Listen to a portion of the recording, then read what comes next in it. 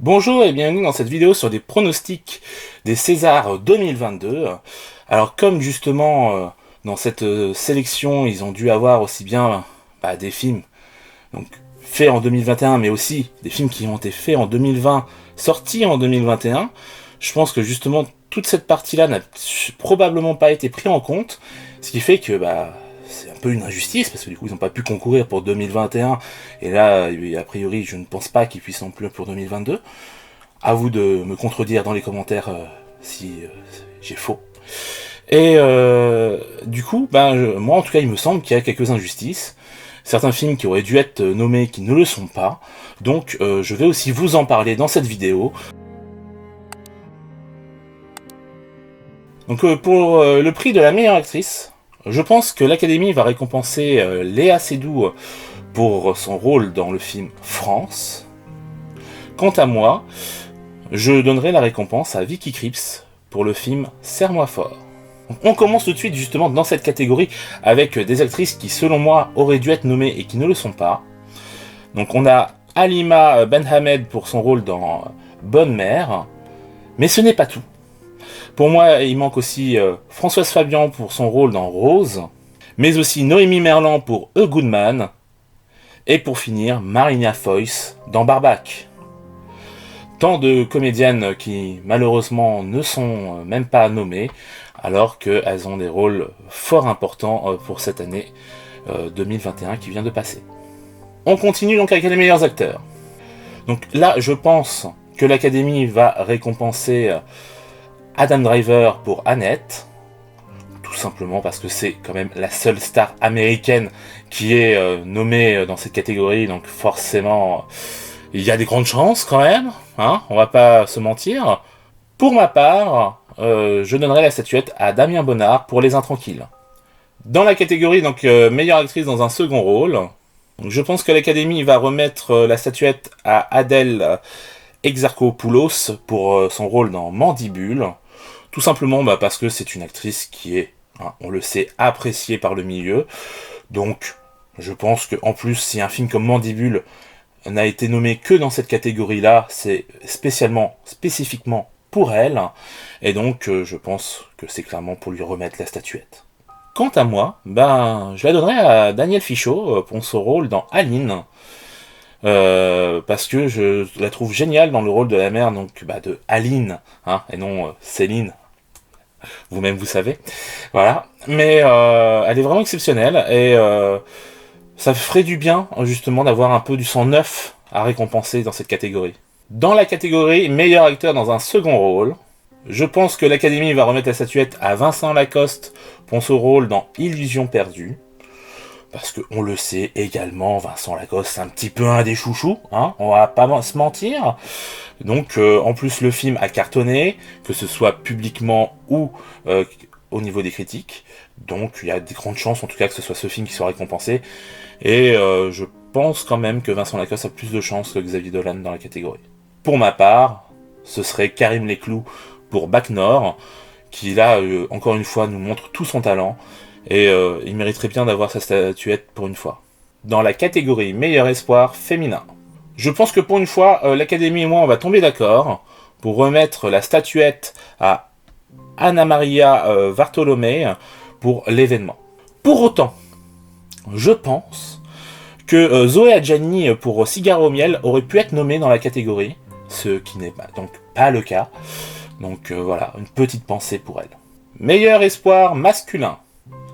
Donc dans cette catégorie, encore une fois, je pense que l'Académie et moi allons tomber d'accord pour remettre la statuette à Benjamin Voisin pour son rôle dans Illusion perdue, car je pense clairement que le film va avoir pas mal de récompenses, hein. Et Benjamin Voisin, clairement, c'est un acteur qui fait que de monter depuis quelques années. Moi, depuis déjà la première fois que je l'ai vu, je savais que le gars allait loin. Je lui ai dit d'ailleurs en avant-première. Et pas manqué, ça marche pour lui, tant mieux. Et ce serait bien qu'une petite récompense vienne couronner tous ses succès. Pour autant, il y a quand même quelques comédiens encore qui n'ont pas été nommés dans la catégorie, dont j'aimerais parler. Comme Yacine Aouisha pour son rôle dans Fragile, mais également Salif Cissé pour À l'abordage. Des films qui, si vous ne les avez pas vus, qu'il faut voir. Meilleur scénario original. Pour cette catégorie, je pense que l'Académie va remettre le prix à Onoda, 10 000 nuits dans la jungle. Parce que clairement, le sujet est plus qu'original pour un film français. Une coproduction. Bref. Et de mon côté, je le remettrai à Annette, le meilleur film de l'année tout simplement. Mais qui le doit notamment à son scénario original, qui est d'une inventivité folle. Pour autant, il y a des films dans cette catégorie qui n'ont pas été cités, et j'aimerais en parler. Notamment Orange Sanguine de Jean-Christophe Meurice, qui est un film très original justement, avec une comédie vraiment délirante, comme il sait le faire, et je trouve dommage qu'un film aussi original ne soit pas nommé dans cette catégorie. Tout comme Les Cobayes de Emmanuel Poulain-Arnaud, où on avait justement un film encore très original, qui pointait un peu vers une histoire à la Black Mirror, mais française pour le coup, et j'aurais bien voulu qu'on soutienne aussi ce genre de projet dans cette catégorie. Meilleure adaptation. Donc dans cette catégorie, je pense que l'Académie va le remettre à Illusion perdue, comme je vous ai bien fait comprendre. À mon avis, c'est vraiment le chouchou de l'Académie. Quant à moi, j'aimerais le remettre à L'Événement. Film qui m'a assez marqué, parce que son sujet déjà est fort, mais justement au niveau de l'adaptation, il y a des choses qui ont été faites, qui ont été montrées, que d'une façon qui justement bouscule, et c'est un choix que je trouve très judicieux, et j'aimerais récompenser ce choix. Voilà. Pour autant, il y a encore un film qui selon moi aurait dû trouver sa place parmi les nommés, et il s'agit donc de la pièce rapportée de Antonin Perijako, réalisateur que j'aime beaucoup, et je trouve dommage, encore une fois, qu'une comédie assez burlesque quelque part ne soit pas justement citée dans cette catégorie-là. Pour moi, elle le mérite tout autant que les autres. Dans la catégorie meilleure musique originale. Alors là, je pense que vous me voyez venir, j'ai une fameuse casquette au-dessus de la tête.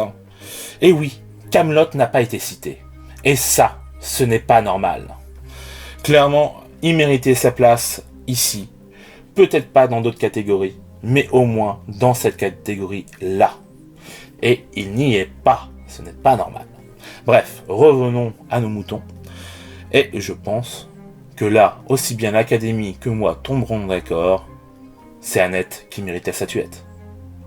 La musique des Sparks est géniale, l'interprétation des acteurs est immense, donc c'est pour eux. Catégorie meilleur son. Donc ici, je pense que l'Académie va choisir la facilité en récompensant les magnétiques, films sur la radio, forcément le son, la radio, machin, voilà, facile. Pour moi, ce serait plutôt Boîte Noire, car encore une fois, là on a un film vraiment où le son a toute son importance, où un jeune homme donc va devoir, à partir des boîtes noires d'un avion, savoir justement qu'est-ce qui s'est passé grâce au son qu'a enregistré cette boîte noire, et c'est très bien fait, et je trouve qu'il y a un vrai travail sur le son à ce niveau-là. Catégorie meilleure photo. Bon, encore une fois, je pense que l'Académie va la remettre aux Olympiades. Quant à moi, pas de surprise non plus, c'est Annette. Pour autant, je pense qu'il y a un film qui aurait mérité sa place, encore une fois, dans cette catégorie. Il s'agit d'Eugénie Grandet, de Marc Duguin, et où justement, là, on a tout un travail sur le clair-obscur, travaillé avec notamment à la bougie, j'ai l'impression, par moment, au moins pour les intérieurs. C'est très très très bien fait. On se croirait dans des tableaux, ce qui est magnifique. Et je trouve dommage que justement on ne récompense pas un tel travail. Meilleur montage. Bon, là je pense que l'Académie et moi allons tomber d'accord sur Bac Nord, qui a justement un montage, mais alors aux petits oignons, et qui donc va assez vite, effectivement, mais qui sait aussi à certains moments prendre son temps comme il faut, et qui est tout simplement incroyable. Catégorie meilleur costume. Je pense qu'ici, l'Académie et moi ont tombé d'accord sur Illusion perdue, un film en costume, avec de très très beaux costumes d'ailleurs. Hein. Et justement, pour moi, dans cette catégorie, ça a toujours été ce genre de film qui mérite plus de gagner la statuette qu'un film, on va dire, contemporain, hein, où on va voir justement des costumes, on va dire, assez faciles, simples, pas avec une grande recherche du coup, alors que là, forcément, pour des films en costume, comme on dit, là, pour le coup... Bref, vous m'avez compris, pour moi, c'est à Illusion perdue que devrait aller la statuette. Catégorie meilleur décor, je pense là, encore une fois, pour un film comme celui-là, je parle donc de Illusion perdue, hein, encore une fois, hein, c'est plutôt lui qui mériterait la statuette, même si je trouve dans le choix de cette catégorie et les différents choix qui ont été faits, il y a très peu de décors, je trouve, et que finalement, c'était assez dur de choisir, mais encore une fois, c'est plus ici que les décors vont être vraiment travaillés par rapport à l'époque à laquelle se déroule l'histoire, que sur des films, on va dire, plus modernes. Passons aux meilleurs effets visuels. Et alors là, il y a du boulot, il y a des choses à dire. Déjà, je pense que Titan va remporter la statuette, et même moi, qui n'ai pas vraiment apprécié le film, je la lui remettrai, car dans cette catégorie, il le mérite. Par contre, il y a un sacré nombre de films qui ont été floués dans cette histoire, qui n'ont pas été nommés, et qui le méritaient. On va réparer ça. Donc, Rouge, de Farid Bentoumi. Camelot, premier volet de Alexandre Astier. Oui, parce qu'il y a quand même de sacrés effets spéciaux par moment. Comment je suis devenu super-héros de Douglas Attal. Eh oui, on oublie, mais alors forcément, c'est Netflix, donc on snob, on n'en parle pas. Eh ben si, voilà. Le dernier voyage de Romain Quirault. Je sais que ça fera plaisir à un ami. Et Mandibule de Quentin Dupieux. Parce que là, faut le savoir, la fameuse mouche, là, elle a été faite en partie en vrai. Il y a une vraie marionnette qui est sur le plateau et tout ça. Et c'est assez dingue, justement. Donc, moi, je trouve que, justement, ce mélange entre travail, on va dire, réel et effets spéciaux numériques, est à souligner et à récompenser. C'est bien dommage. D'ailleurs, on a bien vu que, s'ils le voulaient, Mandibule, hein, ils peuvent le mettre dans les nommés, hein, pour une actrice, mais apparemment pas pour les effets spéciaux. Meilleure réalisation. Alors je pense que cette année, ils vont vouloir remettre la récompense à une femme, hein, tout simplement, vu tous les déboires qu'il y a pu avoir ces dernières années et tout ça. Donc, moi je ne suis pas contre, hein, bien au contraire. Il y a des très très bonnes réalisatrices qui ont fait des très bons films qui sont dans cette catégorie. Donc je pense que d'ailleurs, eux, ils vont la remettre à Titan, parce qu'il n'a pas été sélectionné aux Oscars, donc pour réparer cet affront, peut-être lui donner cette statuette-là. Quant à moi, je la remets à Annette, donc Léos Carax, qui encore une fois a su faire un film incroyablement magnifique, avec des plans sublimes, maîtrise de la réalisation incroyable, donc c'est lui qui mérite selon moi. Dans la catégorie meilleur film d'animation, donc là je pense que c'est simple, il n'y a que 3 films, hein, ça va aller très vite. Je pense que ce sera Le Sommet des Dieux qui aura la statuette, parce que finalement il n'y a pas grand chose en face, mais justement il n'y a pas grand chose, et je trouve que c'est bien dommage, parce qu'il y a d'autres films d'animation qui auraient pu être dans cette liste, notamment Princesse Dragon, de Jean-Jacques Denis et Anthony Roux. Mais apparemment, c'était pas assez bien pour eux. Meilleur film documentaire.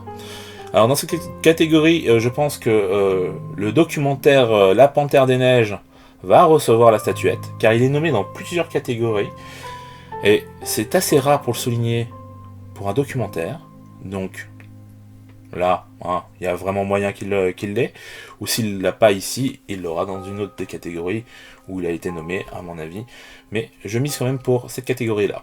Quant à moi, je le remets à Debout les femmes, 3e de mon top 10 de l'année, donc forcément que oui. Pourtant, je trouve qu'il est dommage que Spectre, Sanity, Madness and the Family de Jean-Jacques Delobier n'ait pas été nommé dans cette catégorie, car c'est un documentaire très original, comme il y en a peu, et ça aurait été bien de le mettre lui aussi ici. Meilleur premier film. Alors ici, je pense que Slalom aura la statuette de la part de l'Académie, Quant à moi, je le remets à Gagarine, un film qui m'a vraiment surpris, parce que déjà je m'attendais pas à ce qu'il y ait d'aussi belles choses dans ce film. Et tant mieux, hein, j'ai envie de dire. Bref, pour autant, il y a des films, encore une fois, qui n'ont pas été nommés dans cette catégorie et dont j'aimerais parler, à savoir donc Le Dernier Voyage de Romain Quiro, encore une fois, et Vers la bataille de Aurélien Verne Lemusio. Alors, pour ce dernier, justement, il a choisi un format, une photo très très belle, qui colle bien avec le sujet du film, que je vous invite à découvrir, et avec justement un acteur qui habituellement est habitué au second rôle, qu'il a donc à le rôle principal, qui s'en sort magnifiquement, et je trouve dommage qu'un film comme celui-là n'ait pas été sélectionné, car il le méritait. Meilleur film étranger. Alors ici, moi, il y en a plein qui me sont venus en tête, mais comme je sais pas trop comment ils font leur sélection pour cette catégorie, je vais pas me prononcer, je vais juste dire qui, selon l'Académie, aura sa statuette et selon moi. Donc pour l'Académie, je pense que ce sera The Father, tout simplement parce que, voilà, hein, c'est un film en plus réalisé par un Français, donc on est un petit peu chauvin quand même, hein, faut pas l'oublier. En plus, le film a été acclamé, donc voilà, hein, ils ont une bonne excuse. Pour moi, ce serait Julie en 12 chapitres, parce que j'adore Joachim Trier et son travail, et je trouve que c'est l'un de ses plus beaux films. Meilleur film, on l'a pas de surprise, je vous ai dit, hein, pour moi ce serait Annette, mais je ne pense pas que l'Académie le lui remettra. Je pense qu'ils vont choisir L'Événement, Lion d'Or donc à Venise, et qui le mériterait tout autant. Et puis, comme je vous ai dit, un peu comme pour la catégorie meilleur réalisation, justement, je pense qu'ils vont choisir une femme, là encore. Surtout, comme je dis, il y a de très bonnes réalisatrices qui ont fait des très bons films, qui sont donc sélectionnés, mais qui ont vraiment fait des superbes films cette année. Et donc, pour moi, je pense que, pour l'Académie, ce sera donc L'Événement. Voilà, donc on a fait le tour donc de ces Césars 2022. À vous de me donner vos pronostics dans les commentaires. N'hésitez pas à réagir par rapport à mes choix aussi. Et puis donnez-moi les vôtres, tout simplement. Bref, je vous dis à la prochaine. Ciao!